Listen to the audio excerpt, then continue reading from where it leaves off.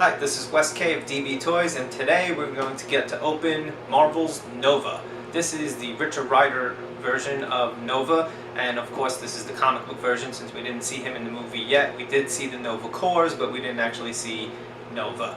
So today we're going to get to open him. We're going to get Groot's arm, we're going to check him out, and we're one step closer to Groot. 2 more figures after this, and we finally get to put them together.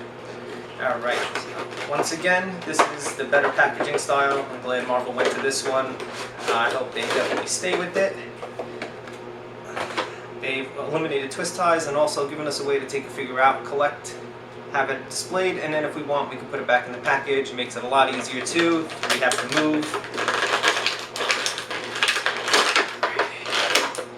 Pop out the man called Nova. Alrighty. Alright, as you can see right off the bat, they did a pretty good job of weighting him. Not too much effort to get him to stand. Of course, we're not trying to actually pose him in any set pose at the moment. I just like to see out of the box, how do they stand. As you can see, they've done a pretty good job. Now, again, this is the Nova from the comic book. They've done a very good job on the paint scheme, as you can see.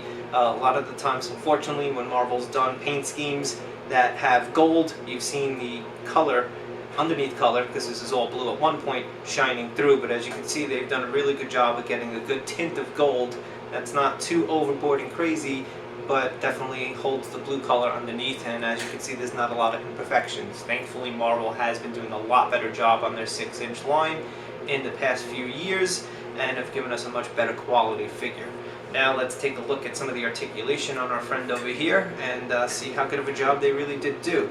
As you can see, we have the nice ankle joint right here. It makes for a lot of flexing on the ankle, which gives us a lot of different poses and helps with stability.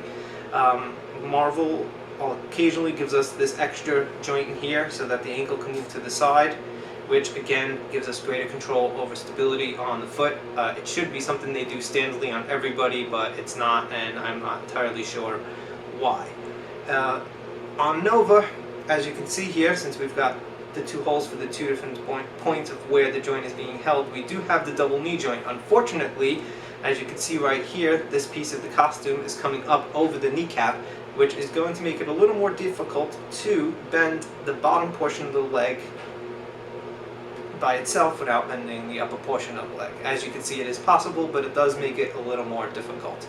It does have the dual articulation on the knee. Once again, this gives us a much greater pose, and especially if you're going to invest in any of the flight stands, which hold him around the waist, since Nova is a flying character, it'll give you better options of how to pose his leg in a flight pose, which of course, giving us more articulation is never a bad thing. Up here, on the upper part of the quad, we have the swivel. And once again, this again is going to help us with stability and of course help us with flight poses, because if you decide you want to put his leg out like that, it gives you more of an option of how to turn it so that you can get a more accurate comic book pose for yourself.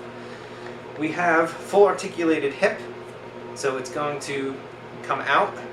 It's going to come in really close and give us a tight stance, and of course we got some forward and backwards motion. We're going to get more motion on the forward than we are on the back end, and it's pretty standard with all of the figures. Let's see if Marvel did give him a waist joint. They did. As you can see, it's going to give us some motion up here. Again, it would have been better if they did this joint, if they made it so that his belt part was actually attached to up here and swiveled the whole way. That way you didn't see the ugly sides when you turn and swivel him. If the joint was down here, it would give us the same control over the upper torso, but it would also do a little bit better job of hiding so that you don't see sides so much when he's posed to the side. Now on the upper torso right here, going into the abdomen, going to give us the nice abdomen joint. Again, this makes it so that we can pose him and weight him a little bit better, and it's one of the better joints that they do. It's a great joint on smaller figures, not a great joint on heavier figures, as with guys like Hulk and Juggernaut, characters like that. This hinge tends to get weak really fast, and they wind up doing one of these on you. With the bigger figures, they should definitely use the other torso joint that they had used on Gamora. It's a little bit sturdier, it hooks in, and it holds up better, especially on heavier weighted figures.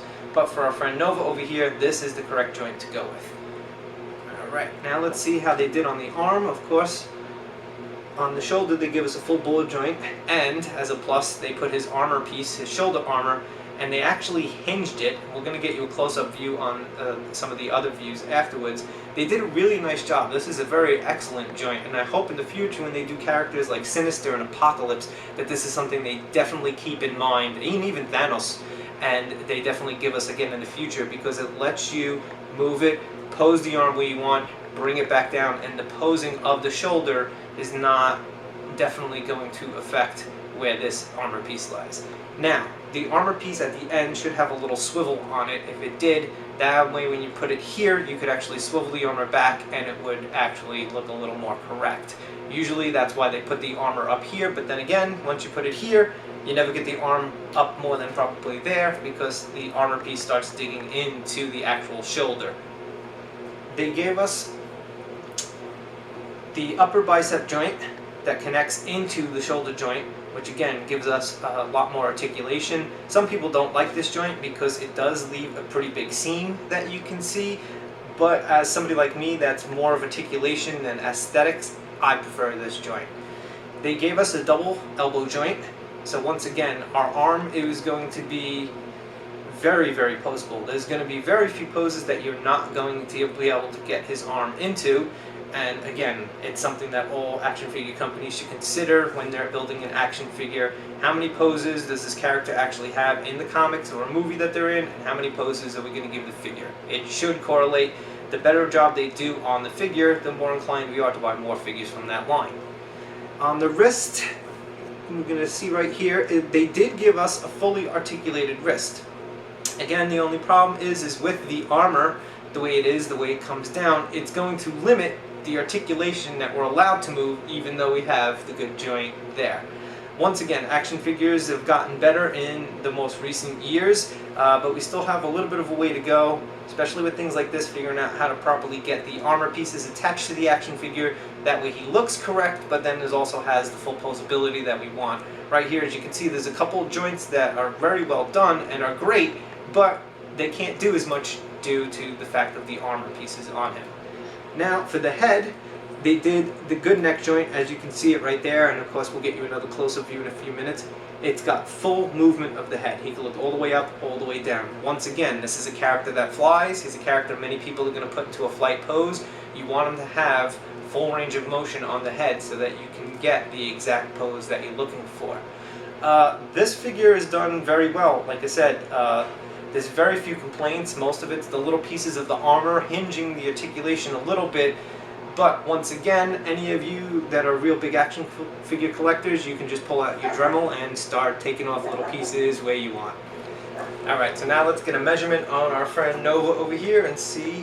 He is at 6 inches. Great, so he should look really good on the shelf next to your other Marvel figures, and he should be a good scale. I'm very impressed with this figure. I always like when I see something new, especially from Hasbro and Marvel, and this joint, although it's not perfect, is definitely a work in progress, and again, they've given us something new and something hopefully to look forward to improving on.